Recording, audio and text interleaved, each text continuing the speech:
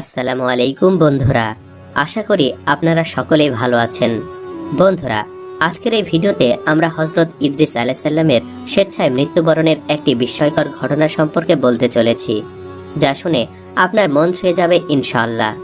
এই ভিডিওটি একেবারে শেষ পর্যন্ত দেখবেন। হযরত ইদ্রিস আলাইহিস সালামের জীবনে বহু মুজিজা রয়েছে। তার মধ্যে একটি প্রধান মুজিজা হলো তার প্রতিটি ভবিষ্যৎবাণী অক্ষরে অক্ষরে বাস্তবে পরিণত হতো। তার অধিক ইবাদত বন্দেগীতে আনন্দিত হয়ে বিভিন্ন সময় ফেরেশতারা তাকে আকাশ ভ্রমণে নিয়ে যেতেন। এ সম্পর্কে তার জীবনের সর্বাধিক উল্লেখযোগ্য ঘটনা হলো, একদিন তিনি কাজকর্ম থেকে অবসর হয়ে বসে আছেন।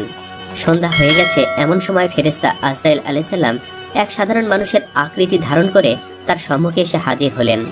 ফলে ইদ্রিস আলাইহিস সালাম তাকে তিনি জনৈক বিদেশি মুসাফির ভেবে যথোচিত অভ্যর্থনা জ্ঞাপন করেন। হযরত ইদ্রিস আলাইহিস সালাম সর্বদা শ্যাম সাধনায় রত থাকতেন এবং প্রত্যহ সন্ধ্যার পূর্বে তার ইফতারের জন্য জান্নাত থেকে খাবার আসত এবং তিনি সে খাবার দিয়ে ইফতার করতেন। ইফতারের পর যা অবশিষ্ট থাকত তা পুনরায় জান্নাতে ফিরে যেত। সেদিনও জান্নাত থেকে খাবার এসেছিল। তিনি তা দিয়ে যথারীতি ইফতার করলেন এবং মেহমানকেও তা খেতে দিলেন। কিন্তু মুসাফিররূপী ফেরেশতা আজরাইল আলাইহিস সালাম খানা না খেয়ে সারা রাত ইবাদতে কাটিয়ে দিলেন। মেহমানের এরূপ আচার আচরণে হযরত ইদ্রিস আলাইহিস সালাম বিস্ময় বোধ করলেন। পরদিন সকালে হযরত ইদ্রিস এবং মুসাফির আজরাইলকে বললেন, হে মুসাফির, চলুন আমরা একটু ভ্রমণ করে আল্লাহ তাআলার কুদরতসমূহ অবলোকন করে আসি। মুসাফির তাদের সম্মত হলে দুজন একসঙ্গে ভ্রমণে বের হলেন এবং কিছু দূর যাওয়ার পর হঠাৎ মুসাফির বললেন, চলুন আমরা ওই ক্ষেত হতে কিছু ফল তুলে দুজনে আহার করি। মুসাফিরের কথা শুনে হযরত ইদ্রিস আলাইহিস সালাম তাতে বেশ আশ্চর্য ও ক্ষোভ মিশ্রিত কণ্ঠে বললেন, আপনি তো ভারী আজব মানুষ। রাতে হালাল খানা খেলেন না, অথচ এখন অপরের ক্ষেতের ফল তুলে খেতে চাইছেন। আপনি কি জানেন না অন্যের ফল না বলে গ্রহণ করা আমাদের জন্য যে সম্পূর্ণ নিষিদ্ধ? মুসাফির তার কথায় কোনো জবাব না দিয়ে সামনে অগ্রসর হতে লাগলেন। কিছুদূর সামনে অগ্রসর হওয়ার পর এক স্থানে কতকগুলো বকরি চড়তে দেখে মুসাফির হযরত ইদ্রিস আলাইহিস সালামকে বললেন, চলুন ওখান থেকে একটা বকরি এনে আমরা জবাই করি, তা বেশ মজা করে খাওয়া যাবে। হযরত ইদ্রিস আলাইহিস সালাম বললেন, অপরের বকরি জবেহ করে খাওয়া পাপের কাজ, তা কি তোমার জানা নেই? এভাবে মুসাফির 3 দিন পর্যন্ত হযরত ইদ্রিস আলাইহিস সালামের সাহচর্যে থাকেন। তার আচরণাদি লক্ষ্য করে হযরত ইদ্রিস আলাইহিস সালামের মনে সন্দেহ হলো যে এ ব্যক্তি নিশ্চয় মানুষ নয়। কাজে তিনি আগন্তুককে বললেন, আল্লাহর কসম, আপনি আপনার প্রকৃত পরিচয়টা বলুন। মেহমান বললেন, আমি কোনো মানুষ নই, আমি একজন ফেরেশতা। আমার নাম মালাকুল মউত আজরাইল। হযরত ইদ্রিস আলাইহিস সালাম আজরাইল আলাইহিস সালামের পরিচয় জানার পর তাকে বললেন, আপনি কি দুনিয়ার যাবতীয় প্রাণীর জান কবজ করে থাকেন? আজরাইল বলেন, হ্যাঁ।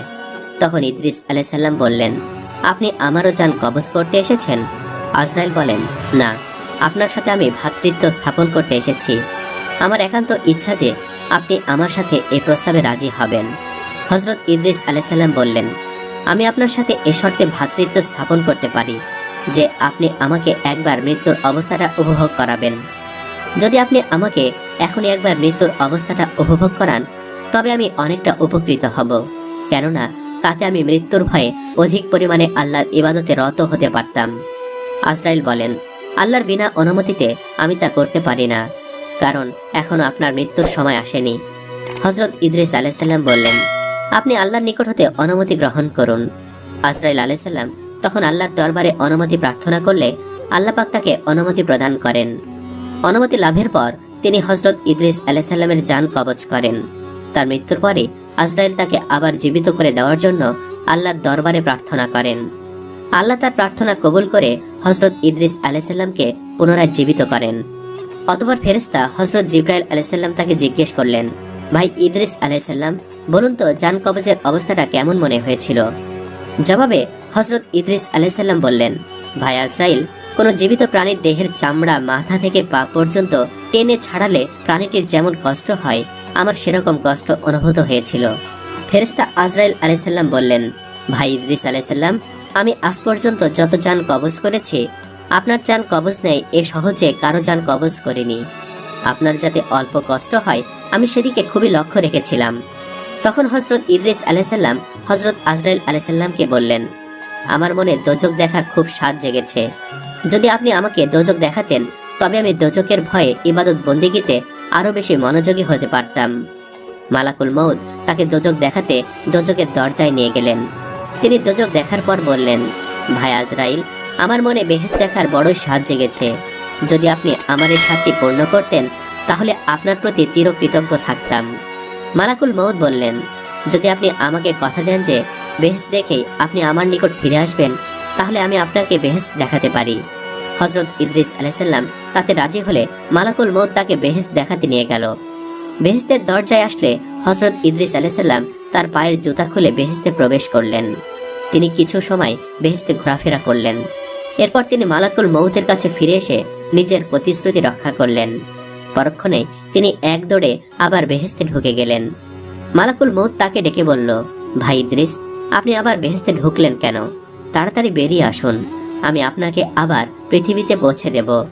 হযরত ইদ্রিস আলাইহিস সালাম বেহেশতের ভিতর থেকে জবাব দিলেন, ভাই আজরাইল, আল্লাহ তাআলা ইরশাদ করেছেন, প্রত্যেক প্রাণী একবার মৃত্যুর স্বাদ আস্বাদন করবে এবং একবার দোজক না দেখে কেউ বেহেশতে যেতে পারবে না।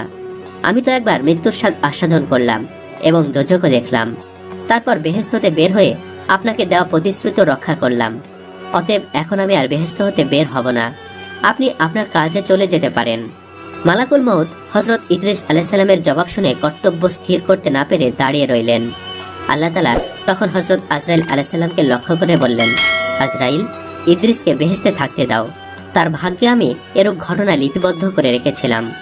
অতঃপর হযরত ইদ্রিস আলাইহিস সালাম মহাশোকে বেহেশতে বসবাস করতে লাগলেন।